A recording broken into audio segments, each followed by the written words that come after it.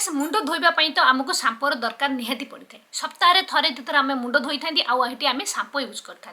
किंतु जब आप जानते सांपोर एपरी किसी जिनस जदि आप मिसेकी से सांपोटा को आप चुटे लगे तो जो सांपो भी आप लगाउछन्ती तार गुण आप पूरा 100 गुण बढ़ेदेवे आपण चुटी को सिल्की साइन कर चुटी को मजबूत बनइब घन बनइब आपरी भी बहुत समय होता चुटी आम जो सांपो यूज करते बहुत ही केमिकल रोचे जहाँफल आम चुटी खराब करुँच जदि आप किसी भल जिन मिसेकी से सांपोटा यूज करेंगे जहाँफल आप चुट प्राय बहुत समस्या भी दूर हो जो सांपोटा आपंकर बहुत भल सांपोरे परिणत हो तो किपरि कौन सांपो लगे तो सांपो जो बनाऊँ लगाऊँ जो मुंड धोउछन्ती तो सांपो को केवल डायरेक्ट आप हाथ में आणिक नहीं लगेबे जहाँफल आप चुटी बहुत ही झड़ी तेणुक सांपो को सब डाइल्यूट करके लगेबे पानी रे गोड़ेकी लगेबे तो ये गोटे देखो बाउल नहीं मुझे सांपो जो सांपो आप यूज कर सब भल सांपो यूज करूँ बेसी chemical paraffin free sulphate free shampoo use करूँ हर्बल सांपो यूज करूँ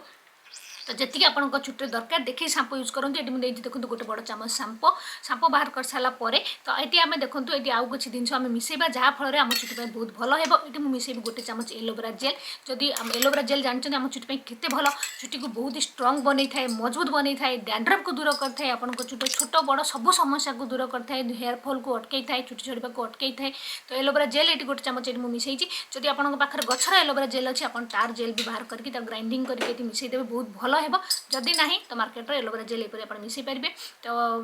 किंतु गचर एलोवेरा जेल बहुत भल तो ये मिसई सारापर ये आम मिसेबा टे तेल अध चामच पाखा बेसी मिसेबेनी मात्र अध छोट चामच अध चामच माने 20 बुंदा पाखापाखि अध चामच पाखापाखि आप मिसेबे नड़िया तेल मिसई पारे विटामिन ई ऑयल जदि अच्छी गोटे कैप्सूल आप बाहर करके मिसई पारे जब खोला भी अच्छे अध चामच ये मिसई पारे विटामिन ई ऑयल नड़िया तेल आप मिसईदेवे मिसई सब जिन को बढ़िया से मिसईदेवे मिक्स करदेकि ए मिसेबे गोटे कप पाखापाखि पानी मिसेकी भलसे गोड़े ने तो आम बहुत बढ़िया सांपो बन जहाँकि आपको चुटी झड़वा को अटकेब चुटी को पूरा सिल्की सॉफ्ट सिल्की साइन बनईदेव आपंक चुटी को हेल्दी बनइब आपंक चुटी को पूरा मजबूत बन पारे हेल्प कर धीरे धीरे आपंक चुटी झड़वा भी अटकी तो यही सांपोरे आप जो मुंड धोचते यहीपरि सांपो बनइबे ये ही आप मुंड को धोइबे मन रखु सब अल्प जिते संभव अल्प सांपो यूज करेंगे बेसी केमिकल वाला सांपो यूज करेंगे बेसी मेचे मेचे सांपो यूज कर जितकी सांपो आप दरकार से सांपो यूज करूँ बेसी मेचे मेचे वाला मेचे मेचे आनिक सांपो यूज करनी जहाँकि बहुत खराब हो चुटी तेणुक जितकी सांपो दरकार आप सांपो ने और सब जिन मिसेकी आप सांपो से सांपो करेंगे देखिए गोटे थर आप लगे देखो देखिए आपको बहुत भल लगे गोटे थर ही देखिए आप चुटी झड़वा केते कम लगे कारण मुंड धोला बेले देखिए बहुत लोगों चुटी प्रबल मात्रा झड़ी थाए चुटी झड़वा केते कम लगे आपंक चुटी धीरे धीरे सॉफ्ट सिल्की साइन भी हो चुटी झड़वा भी अटकी चुटी मजबूत हो घन हो चुटर बहुत समस्या दूर हो आदि आपंकर डैंड्रफ समस्या रही तो ये आप फाड़े लेंबूर रस भी मिसेकी मुंड धोई पारे आपेल साइडर भिनेगार जब आपंकर अच्छी से गोटे चामच मिसेकी सांपोर एकाथरे आप मुंड भी धोईदेवे देखिए आपंकर डैंड्रफ समस्या भी कमिज तो यहीपरि उपाय जब आप सांपो करेंगे आपंक सांपो भी भल हो चुटर समस्या भी दूर हो चुटी भी क्लीन एंड क्लीयर होगा सहित सॉफ्ट एंड सिल्की साइन भी हो